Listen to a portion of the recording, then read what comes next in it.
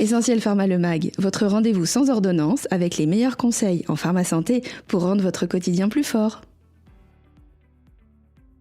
Bonjour à toutes et bonjour à tous, ravi de vous retrouver pour ce nouvel épisode d'Essentiel Pharma. Aujourd'hui on s'attaque à un sujet qui, pour beaucoup d'entre vous, transforme le retour des beaux jours en véritable parcours du combattant. On va parler d'allergie, de pollen et de cette fameuse rhinite qui nous gâche la vie. Pour m'accompagner, comme toujours, notre experte maison, Sophie. Bonjour Sophie. Bonjour Pierre, bonjour à tous. Et oui, le printemps arrive, les terrasses se remplissent, mais à l'officine, les boîtes de mouchoirs et les colliers s'envolent. C'est un sujet crucial car, on va le voir, l'allergie n'est pas une fatalité, c'est une stratégie. Alors Sophie, avant d'entrer dans le vif du sujet, je voudrais qu'on pose le décor avec les chiffres. J'ai lu le dernier bulletin de Santé publique France et c'est vertigineux. On parle d'une explosion des cas, non ? C'est le mot juste. Écoutez bien ce chiffre. Dans les années 70, seulement 3% de la population française souffrait d'allergies respiratoires. Aujourd'hui, Santé publique France estime que nous sommes entre 25% et 30% des adultes. Et l'OMS, l'Organisation mondiale de la santé, prévoit qu'en 2050, un humain sur deux sera allergique. On est passé d'un petit désagrément saisonnier à une véritable épidémie moderne, une maladie de civilisation. Mais alors pourquoi une telle progression ? Nos ancêtres ne vivaient-ils pas plus encore au contact de la nature que nous ? C'est paradoxal, mais c'est justement parce que nous vivons dans un environnement trop propre à l'intérieur et trop pollué à l'extérieur. C'est l'hypothèse hygiéniste. Notre système immunitaire, faute de vrais ennemis comme les parasites autrefois, se met à combattre des cibles inoffensives comme le pollen. Et là-dessus, tu ajoutes la population urbaine.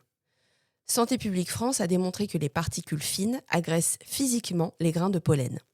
Elles les font éclater en fragments minuscules qui pénètrent bien plus profondément dans nos bronches que le grain de pollen entier. Incroyable. Donc le pollen des villes est plus méchant que le pollen des champs. Exactement. Il est plus irritant et nos muqueuses déjà fragilisées par le dioxyde d'azote des pots d'échappement sont des passoires. Sophie, faisons un peu de pédagogie. Que se passe-t-il concrètement dans mon nez quand je croise un boulot ? C'est une pièce de théâtre en 2 actes. Acte 1, la sensibilisation.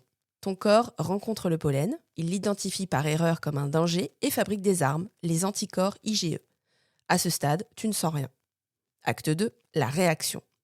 Au prochain contact, ces anticorps reconnaissent le pollen et font exploser des cellules appelées mastocytes. Ces cellules libèrent une bombe chimique, l'histamine.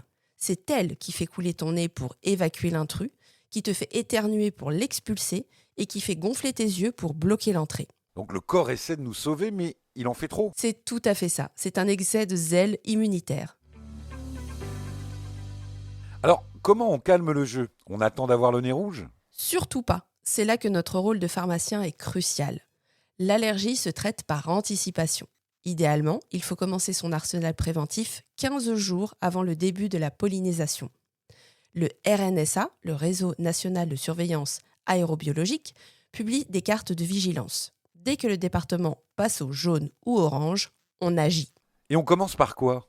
Le premier pilier, c'est l'hygiène nasale. On l'oublie souvent, mais le lavage de nez à l'eau de mer isotonique est un geste barrière ultra efficace. Santé publique France recommande l'hygiène des muqueuses pour limiter la charge allergénique.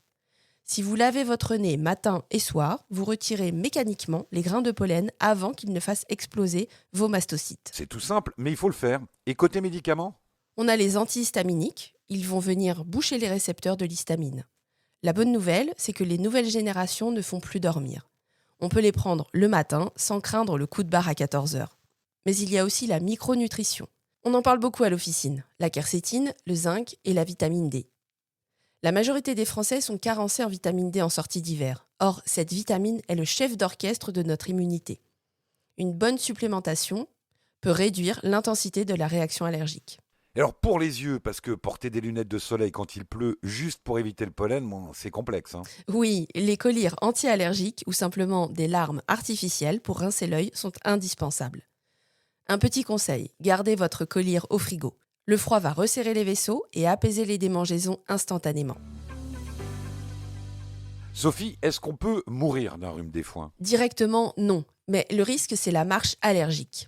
40% des personnes souffrant de rhinite allergique non traitée finissent par développer un asthme. Si vous commencez à avoir une toux sèche le soir ou une respiration sifflante, ce n'est plus une simple allergie, c'est une inflammation des bronches. Là, il faut consulter un allergologue pour envisager une désensibilisation. C'est le seul traitement qui apprend au corps à redevenir copain avec le pollen sur le long terme. Ah, c'est noté, on anticipe, on nettoie et on protège. Et on n'oublie pas, on se lave les cheveux le soir, pour ne pas dormir avec ces pollens sur l'oreiller. C'est un geste gratuit qui change vos nuits.